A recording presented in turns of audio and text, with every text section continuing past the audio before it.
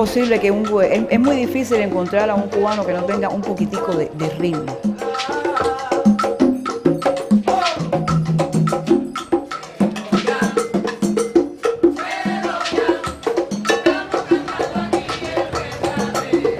¿Qué significa para nosotros eso?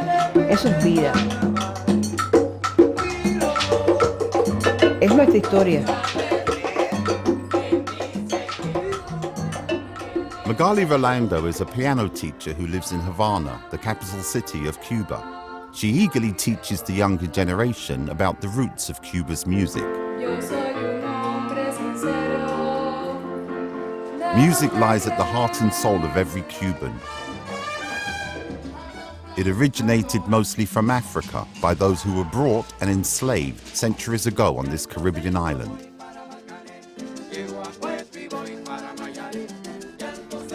Magali's ancestors originated in southern Africa, which connects her to the African beat.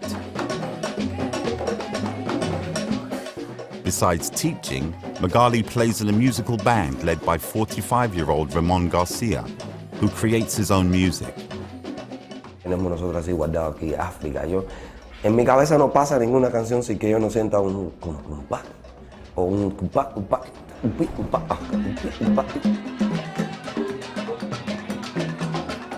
no sé, tiene que haber algo, un sonido para yo sentir que el ritmo me está moviendo. Entonces ya, ahí es donde trabajo.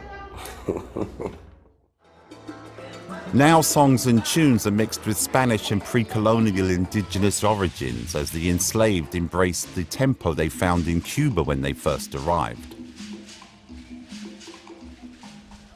It is estimated that more than 1 million Africans were brought to the island through the port of Matanzas, some 100 kilometers from Havana, as part of the transatlantic slave trade from the 16th century until slavery was abolished in Cuba in 1886. Bueno, porque el español, buscando mano de obra barata, los trajo para que trabajaran en la tierra, y los trajo a Cuba como esclavos. Y se trajeron los esclavos para las plantaciones de caña, pero también para las plantaciones de café. Lo más malo que hicieron fue separar familias. O sea, padres, madres, hijos. Separaron familias, separaron cultura. In 2007, the United Nations designated March the 25th as the International Day of Remembrance of the Victims of Slavery and the Transatlantic Slave Trade. It also established the United Nations Remember Slavery program, which works with educators and civil society to teach future generations about the causes, consequences, and lessons of this human tragedy, and the dangers of racism and prejudice. Today, people of African descent treasure the legacy of music and song brought to Cuba by their ancestors, and the younger generation is keeping that flame alive. But that isn't the only contribution of people of African descent to the development and culture of Cuba. In recognition of its African heritage, Cuba participates in a global slave route project initiated by UNESCO in 1994. La decisión de Cuba de destinar el castillo de San Severino a la creación de este museo dedicado a la ruta del esclavo. En la construcción de ese castillo estuvieron las manos esclavas, entonces se decide destinarlo a la creación de este museo. Situated at the docks of Matanzas, the enslaved would carve symbols on slabs of stone depicting their religious and cultural background. Porque pensemos que eran personas que traían consigo, en algunos casos, un alto nivel cultural y que, bueno, desgraciadamente se vieron confinados a esa condición humana.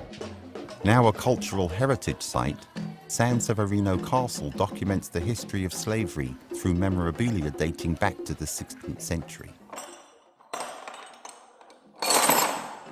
By the time slavery was formally abolished, the enslaved had constructed forts and iconic buildings that still stand today, attracting thousands of visitors to the island. There are around 200 million people of African descent living in the Americas. Many millions more live in other parts of the world, outside of the African continent. Across the globe, Africans and the African diaspora continue to suffer inequality and disadvantage because of the legacy of slavery and colonialism.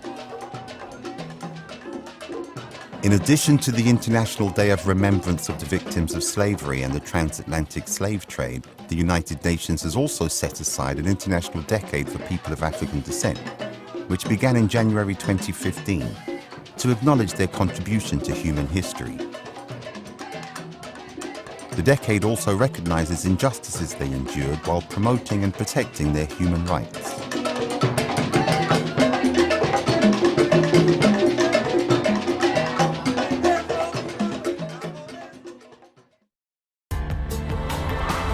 This report was produced by Mary Ferreira for the United Nations.